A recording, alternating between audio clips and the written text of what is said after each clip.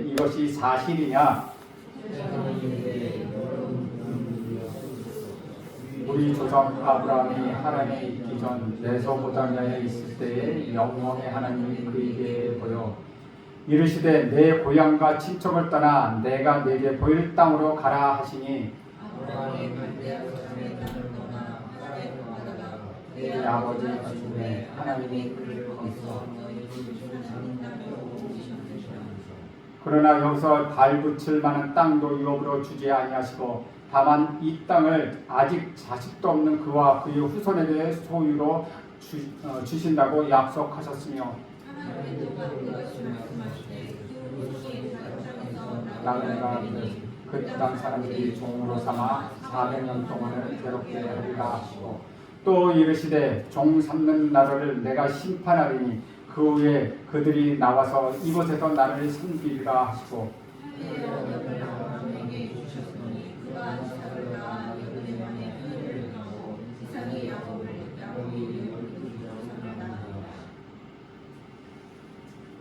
여러 조상이 요셉을 시기하여 애굽에 팔았더니 하나님이 그와 함께 계셔서 지혜를 주시며 세워줍니다. 그때에 애굽과 가나안 온 땅에 흉년이 들어 큰 환난이 있을 때 우리 조상들이 양식이 없는지라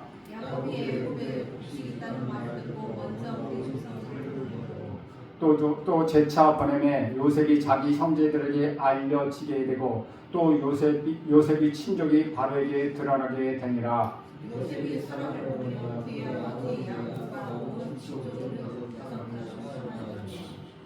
야곱이 애굽으로 내려가 자기와 우리 조상들이 거기서 죽고 세겜으로 옮겨져 아브라함이 세겜 하모리 자손에게 은으로 값주고 산 무덤에 장사되니라. 아멘. 이것은 주님의 말씀입니다.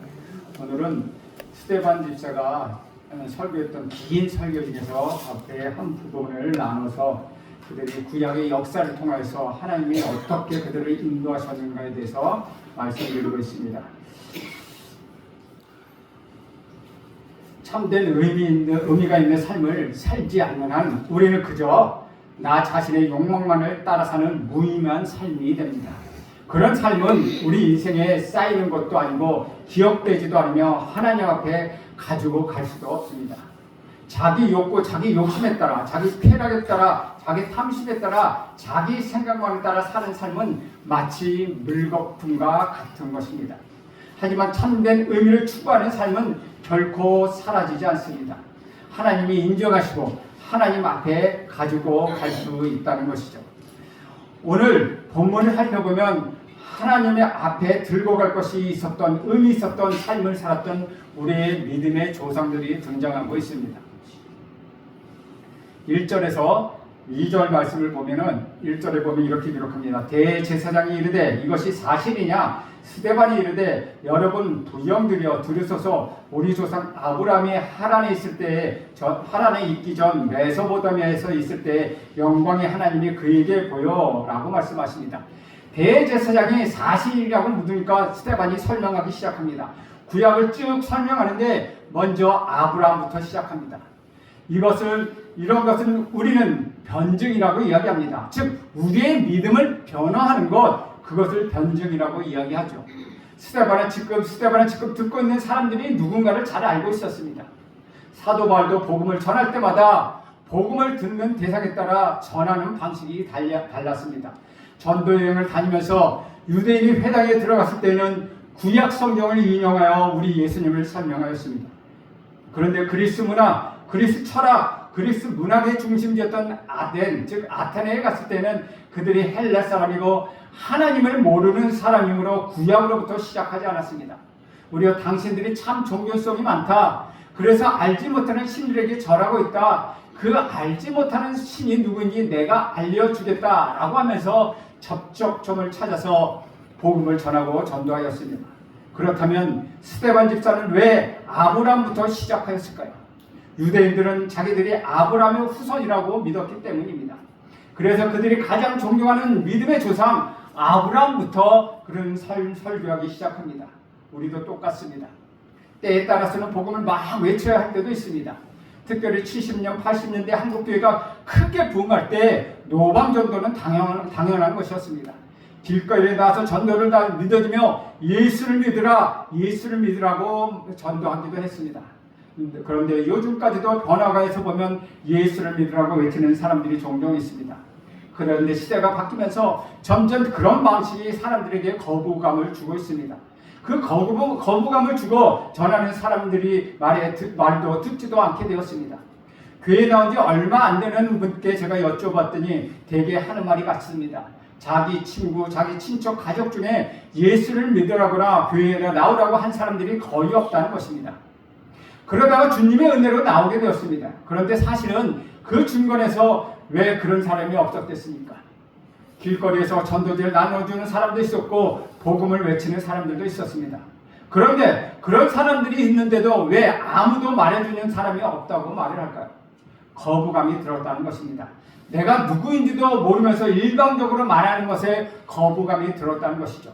그러니까 복음의 내용이나 예수님에 대하여 거부감을 갖는 것이 아니라 전하는 방식, 즉 나를 모르면서 나를 무시하고 일방적으로 자기 말만 하고 가는 것, 그것이 싫었다는 것이죠. 그런데 먼저 사귀고 친해지면 예수를 믿어보라고 교회에 나오라고 했을 때는 나오게 된다는 것입니다.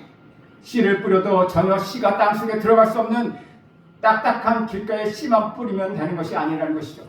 열심히 노력하고 일을 해서 딱딱한 그 길을 갈아엎어 좋은 땅으로 만든 다음에 씨를 뿌리는 작업을 하는 것입니다.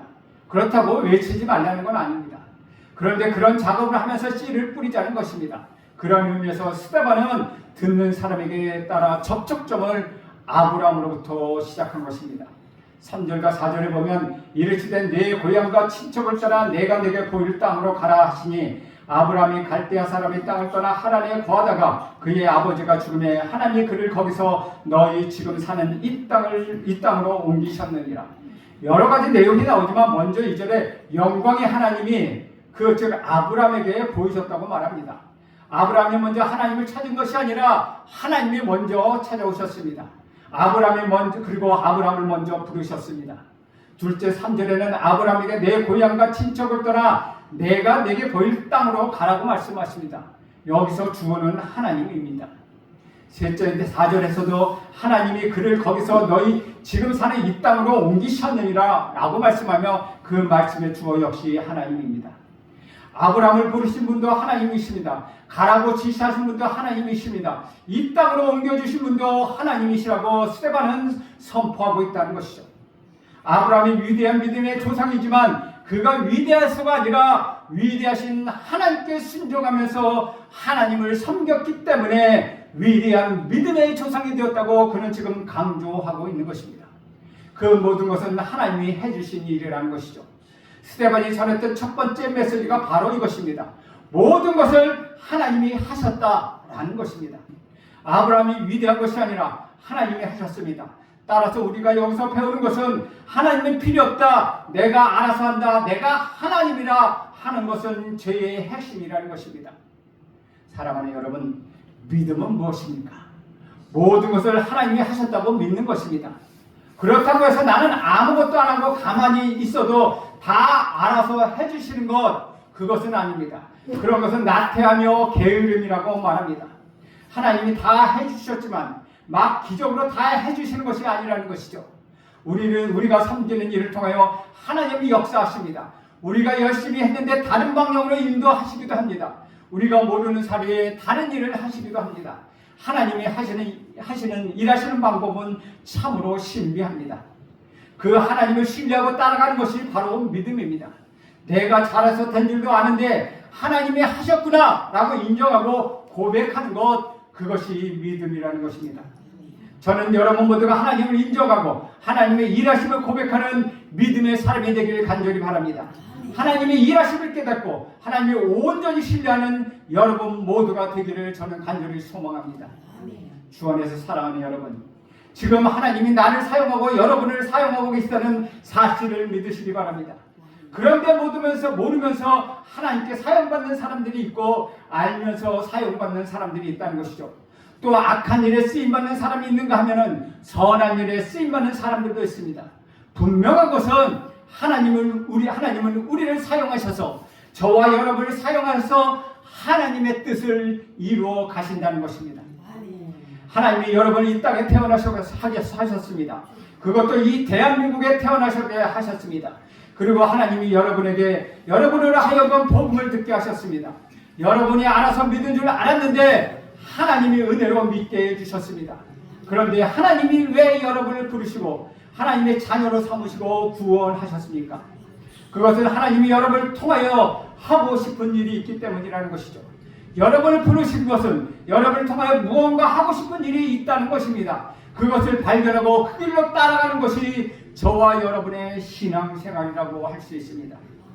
스데반이 전하는 아브라함의 두 번째 메시지는 하나님이 인간을 인도하실 때 반드시 과정을 거치게 하신다는 것입니다.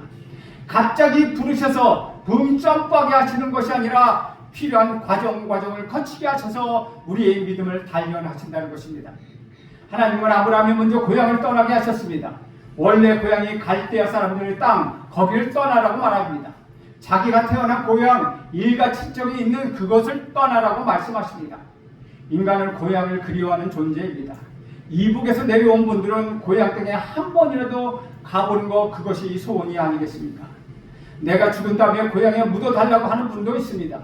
타지에 살았다가 죽은 뒤에 고향에 돌아가 묻히고 싶은 사람들이 많다는 것이죠. 그런데 환경을 우리가 떠나지 못하도록 하면서 우리를 지배합니다. 하나님께서 믿음을 주시며 하시는 첫 번째 일이 바로 고향을 떠나게 하시는 것입니다. 실제로 태어나서 살던 것을 반드시 떠나라고 할 뿐만 아니라 인간적으로 의지하고 있는 것, 그것을 떠나라는 것입니다.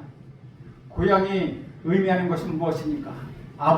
부모님이 계시고 일가 친척이 있고 형제들이 있고 내게 편리한 것이 있고 나를 도와주는 많은 익숙한 것이 있는 것입니다. 그러나 정말 믿음의 역사를 이루면 하나님께 쓰임을 받기 위해서는 그런 익숙한 것, 내가 편하게 지낼 수 있는 곳을 우리는 떠나야 합니다. 내가 의지하던 것을 먼저 떠나야 한다는 것이죠. 그래야 믿음의 사람으로 쓰임받을 수 있기 때문입니다. 저는 여러분이 익숙한 것을 내려놓길 간절히 바랍니다. 저는 여러분이 오직 하나님만 바라보는 여러분의 인생이 되길 간절히 바랍니다. 아브라함을 통하여 주시는 세 번째 말씀은 그 과정이 지나면 결국은 가는 약속의 땅이 있다는 것입니다. 우리가 교회에 모여서 예배를 드리고 있습니다. 주일마다 예배를 드리고 수요 예배도 드리고 새벽 기도도 합니다. 예배할 때는 기도도 하고 찬송도 하며 헌금도 합니다. 평소에 혼자서도 기도하고 말씀을 보고 성경을 필사하기도 합니다. 왜 이런 일을 하는 것입니까? 그냥 교회이기 때문에 그렇게 하는 것은 아닙니다. 하나님이 원하시는 목적을 이루기 위하여 그런 활동들을 하게 되는 것입니다. 결국은 약속의 땅으로 가는 과정에서 이 모든 활동이 필요하다는 것이죠. 하나님은 결코 인생을 과정 가운데 머물게 하지 않습니다. 결국은 목표를 향하여 나가서 그 약속의 땅에 이르게 하셨습니다. 이스라엘 백성들이 모세가 이끌고 이집트의 땅에서 나와서 광야를 지나 여호수아를 통하여 가나안 땅으로 들어갑니다. 마찬가지로 우리 반드시 약속의 땅으로 우리 하나님은 인도해 주실 것입니다. 하나님이 가라고 하시는데 가지 않으면 고생하게 됩니다. 가라고 할 때 가고 멈추라고 할 때 멈추는 것, 그것이 신앙생활입니다. 그런데 우리가 살고 있는 이 땅은 우리의 목적지가 아니라는 것이죠. 갈대아우를 떠나 목적지로 가다가 중간에 잠시 머물다가 가는 하나님과 같은 것입니다. 잠시 머물다가 떠나는 곳이기도 합니다. 5절에 보면 이렇게 말씀하십니다. 그러나 여기서 발 붙일 만한 땅도 유업으로 주지 아니하시고 다만 이 땅을 아직 자식도 없는 그와 그의 후손에게 소유로 주신다고 약속하셨으며, 너무나 놀랍게도 아브라함은 약속의 땅으로 갔습니다. 그런데 발 붙일 만한 땅조차도 유업으로 주시지 않았습니다. 창세기 12장에 읽어보면 하나님이 아브라함에게 가라고 말씀하셨는데 어디로 가라고 말씀하시지 않습니다. 내가 너희가 지시할 땅, 보여줄 땅으로 가라는 것입니다. 아브라함이 나름대로 기도하고 생각하다가 왔습니다. 그런데 하나님이 거기에 나타나서 여기가 맞다고 말씀하십니다. 그러면 맞다면 그 땅을 유업으로 주셔야 하지 않겠습니까? 그런데 그 땅을 아브라함에게 주시지 않으셨습니다. 이처럼 하나님이 하시는 일이 이해가 가지 않을 때가 참으로 많습니다. 약속의 땅에 왔지만 상을 주셔야 하지 않겠습니까? 가라고 하셔서 순종하셔서 여기까지 왔는데 땅을 주셔야 하지 않겠습니까? 그렇다면 약속의 땅에 대한 주신 약속은 무엇입니까? 아브라함이 결국 막벨라 그 하나를 산 것에 밖에 없습니다. 그런데 이것 또한 아브라함이 아니라 그의 후손에게 주신 약속이었습니다. 사실은 우리 구주 예수 그리스도를 통하여 이루어질 약속을 미리 보여주신 것입니다. 현실을 보면 아브라함은 아무 자식도 없고 아기를 낳지 못하는 아내와 같이 살고 있습니다. 그런데도 내가 너에게 후손을 줄 것인데 그것도 셀 수 없을 정도의 후손을 줄 것이니 너는 나를 따르라고 우리 하나님 말씀하십니다. 아브라함이 말씀을 따르며 그것을 믿었기에 그것으로 인하여 그를 의로 여기셨습니다. 그런데 이 약속은 아브라함에게 이루어지고 끝나는 것이 아니라 그의 후손을 통하여 이루어진다는 것입니다. 6절 말씀 보겠습니다. 하나님 또 이같이 말씀하시되 그 후손이 다른 땅에서 나그네가 되리니 그 땅 사람들이 종으로 삼아 400년 동안 괴롭게 하리라 하시고, 또 7절에 보면 또 이르시되 종 삼는 날을 내가 심판하리니 그 후에 그들이 나와서 이곳에서 나를 섬기리라 하시고, 지금 스데반이 말하고 있는 사건은 구약에서 역사적으로 일어나고 또 성취되었던 사건입니다. 아브라함에게 이 말씀을 하십니다. 내 후손이 다른 땅에서 나그네가 될 것이다. 그 땅의 종이 될 것이다. 400년이나 괴로움을 당할 것이다. 너의 자손이 너의 후손이 앞으로 400년 동안 고난을 받을 것이라고 하면 아브라함의 기분은 어떻겠습니까? 그런데 그것이 꼭 필요한 과정이었다는 것입니다. 당시에 보면 아주 뛰어난 문화를 가진 강대국이지만은 75명밖에 안 되는 야곱의 가족이 애굽에 가서 400년 동안 살면서 아주 큰 민족을 이루었습니다.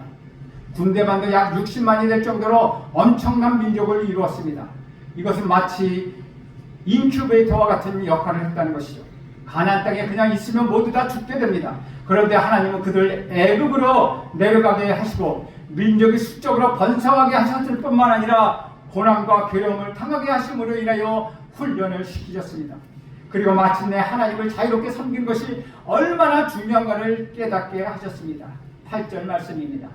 할례의 약속을 아브라함에게 주셨더니 그가 이삭을 낳아 여드렛 만에 할례를 행하고 이삭이 야곱을, 야곱이 우리 12조상을 낳았으리. 하나님은 약속의 자녀에게 할례의 언약을 주셨습니다. 할례의 언약이라는 것은 아브라함에게 주셨습니다. 아브라함은 당시 자녀를 낳지 못하는 상황이었고 그 상황에서 이 할례의 언약을 주셨습니다. 자녀가 없는데 앞으로 할례를 행하라고 약속을 주십니다. 그런데도 순종하며 믿음으로 따라가는 것은 하나님이 그를 귀히 보셨다는 것입니다. 그래서 그런 기적을 경험하며 그는 이삭을 낳고 이삭은 야곱을 낳고 야곱은 12아들을 낳아서 이스라엘 12지파를 이루게 되었습니다. 바로 이런 것이 믿음의 세계입니다. 불가능하게 보이는데 하나님이 가능하게 해주신 것, 없는 것 같은데 있게 하시는 것, 하나님의 역사가 바로 이런 것입니다. 사랑하는 여러분, 우리가 믿는 하나님은 이런 하나님이십니다. 정말 이런 하나님을 믿고 계십니까? 주 안에 사랑하는 여러분, 나는 못해도 하나님은 하십니다. 여러분이 못해도 우리 하나님은 하십니다. 그러므로 여러분의 생각을 내려놓으십시오. 못한다는 생각을 내려놓으십시오. 하나님 뭐라고 하시는가를 찾으십시오. 그것이 바로 믿음의 세계입니다. 믿음의 눈으로 바라볼 때 놀라운 신비의 세계가 여러분 눈앞에 펼쳐질 것입니다. 이제 스데반은 아브라함을 끝낸 다음 요셉의 이야기로 넘어갑니다. 9절 10절에 보면 여러 조상이 요셉을 시기하여 애굽에 팔았더니 하나님이 그와 함께 계셔서 그 모든 환난에서 건지사 애굽 왕 바로 앞에서 은총과 지혜를 주시며 바로가 그를 애굽과 자기 온 집의 통치자로 세웠느니라. 스데반이 스피드를 내어서 빨리 넘어가는 것을 듣는 사람들이 이 내용을 너무나도 잘 알고 있었기 때문이라는 것입니다. 요셉의 인생을 한마디로 말하면 아주 극적인 인생입니다. 형들에게 팔려 노예가 되었으니 얼마나 괴로운 인생입니까? 애굽에서 바로 이 신하 보디발의 장군에게 팔렸습니다. 열심히 일해서 보디발 장군에게 인정을 받아서 이제 좋은 인생이 펴질까 했다 보니 그 아내의 유혹에 거부하여 억울하게 감옥에 가게 되었습니다. 감옥에서도 배신을 당하고 잊혀진 인생이 되고 맙니다. 무엇보다도 자기 형들에게 배신을 당하여 팔렸으니 얼마나 괴롭겠습니까? 우리도 그렇습니다. 다른 사람에게 배신을 당하는 것도 가슴이 아픈데 내 형제와 내 자매에게 배신을 당하고 사기를 당했다면 얼마나 마음 아픈 일이겠습니까? 그 정도가 아니라 아예 자기 인생이 끝날 정도로 노예를 팔렸으니 얼마나 괴로운 일이겠습니까? 형제에게 당한 배신은 참으로 참기 어려운 일인데 요셉이 17살 나이에 그런 배신을 겪었다는 것이죠. 그런데 그는 어린 나이였지만 하나님이 모든 것을 다 보고 계시다는 것을 그는 정말로 믿었습니다. 그랬을 때 하나님이 움직이시는 것을 또한 그는 보았습니다. 그래서 그는 더욱더 하나님을 붙잡고 나갔습니다. 눈에 실제로 보이는 것은 아니지만 하나님이 역사하시는 흐름이 요셉 그의 눈에 보였다는 것입니다. 이것이 인생의 역사하시는 하나님의 기막힌 섭리입니다. 저는 여러분 모두가 이런 하나님의 기막힌 섭리를 체험하는 여러분 모두가 되길 간절히 소원합니다. 11절에서 14절까지 보면 그때 애굽과 가나안 온 땅에 흉년이 들어 큰 환란이 있을 때 우리 조상들이 양식이 없는지라 야곱이 애굽에 곡식이 있다는 말을 듣고 먼저 우리 조상을 보내고 또 재차 보내매 요셉이 자기 형제들에게 알려지게 되고 또 요셉의 친족이 바로에게 드러나게 되니라. 요셉이 사람을 보내어 그의 아버지 야곱과 온 친족 75사람을 청하였더니 하나님은 요셉을 애굽의 총리로 만들어 주셨습니다. 그러나 요셉이 그렇게 성공하게 하신 것은 거기에 하나님의 목적이 있었던 건 아니었다는 것이죠. 하나님의 목적은 요셉이 총리가 되는 것으로 끝나는 것이 아니라 그렇게 총리가 되게 하심으로 인하여 하나님의 뜻을 이루는 사명을 주셨다는 것입니다. 요셉은 그것을 확실히 알고 있었습니다. 우리가 성공하고 높은 자리에 갔을 때 우리 자녀가 나중에 잘 됐을 때 거기에서 끝난다면 우리 인생은 비참한 인생이 되고 맙니다. 성공한 사람 중에서 얼마나 많은 사람들이 마약에 빠지고 도박에 빠지고 자살을 하고 있습니까? 왜 그렇습니까? 거기서 끝났기 때문입니다. 거기서 끝나니 그들은 허무한 인생이 되었다는 것이죠. 믿는다고 하는 사람들 중에도 성공하고 그렇게 되는 경우가 종종 있다는 것입니다. 그것은 자기에게 주어진 사명을 모르기 때문입니다. 총리 자리까지 올라간 것은 형들과 아버지를 다시 만나게 하는 하나님의 뜻이 있었기 때문이라는 것이죠. 그가 총리가 되어서 아주 지혜롭게 행함으로써 온 땅에 흉년이 들었을 때 가족들이 곡식을 구하러 애굽으로 왔습니다. 그래서 그들을 만나게 하신 것입니다. 하나님의 역사는 정말 예측할 수 없는 아주 신비로운 역사입니다. 15, 16절에 보겠습니다. 아브라함이 애굽으로 내려가 자기와 우리 조상들이 거기서 죽고 세겜으로 옮겨져 아브라함이 세겜 하모리 자손에게서 은으로 값주고 산 무덤에 장사되니라. 인간은 한 줌의 흙이라고 보통 이야기합니다. 믿는 사람이나 믿지 않는 사람이나 부자나 가난한 사람이나 건강한 사람이나 약한 사람 다 흙이 되는 사실 변함이 없습니다. 아주 고난과 역경으로 가득하고 파란만장한 아주 힘든 삶을 살았다 해도 결국 한 줌의 흙으로 돌아갑니다. 또한 아무리 화려하고 성공적이고 높은 자리에 올라간 삶을 살았다 하더라도 결국 한 줌의 흙으로 돌아갑니다. 그것이 우리들의 인생입니다. 그런데 정말 우리 인생이 한 줌의 흙에 불과한 것입니까? 그렇다면 우리가 왜 예수를 믿는 것입니까? 왜 우리가 이 땅에 그렇게 주님의 뜻을 이루어보겠다고 선하고 신실하게 또한 고난까지 고통까지 겪어가면서 그렇게 살아야 하는 것입니까? 아브라함의 생애는 아브라함이 자신에게 있는 것이 아니었습니다. 그 후손에게 있었습니다. 바로 그 후손에게 인류의 구원자이신 우리 구주 예수 그리스도가 태어났기 때문입니다. 우리의 인생도 그런 의미가 있다는 것이죠. 사랑하는 여러분, 지금 내 인생만 생각하지 마시기 바랍니다. 나에게 끝나는 것이 아닙니다. 비록 세상에서 나그네를 살다가 결국 한 줌에 흐르고 돌아가는 것이 이 땅의 인생이지만 그것이 여러분의 전부가 아니라는 것이죠. 사랑하는 여러분, 하나님의 구원의 역사와 뜻이 여러분에게 있습니다. 여러분을 통하여 하나님에 대한 믿음이 여러분의 자녀들에게 전수될 것입니다. 여러분의 자녀도 또 그 자녀에게 전수될 것입니다. 또 그 자녀에게 대대후손으로 전수되게 될 것입니다. 그래서 하나님이 약속을 이루는데 믿음의 위대한 가문이 되는 것입니다. 아브라함이 이삭에게, 이삭이 야곱에게, 야곱이 12지파에게 가서 이스라엘 민족이 부흥을 이뤘던 것처럼 여러분으로부터 여러분의 자녀, 여러분의 자녀, 그 자녀의 자녀로 감으로 인하여서 여러분의 믿음의 가문이 되어 여러분의 가문이 믿음으로 번성하게 될 것입니다. 이것이 바로 하나님이 여러분에게 주시는 뜻입니다. 다 같이 기도하겠습니다. 하나님, 오늘도 스데반의 기도를 통하여서 하나님이 약속하신 것을 다시 한번 생각합니다. 그 약속은 믿음의 약속이었으며 나 자신뿐만 아니라 우리의 후손들을 위한 것임을 다시 한번 생각합니다. 주님의 그 기막힌 역사, 신비로운 역사, 하나님 주님의 그 놀라운 섭리를 경험하기를 간절히 소원하오니 우리와 함께 하옵소서. 예수님의 이름으로 기도합니다. 아멘.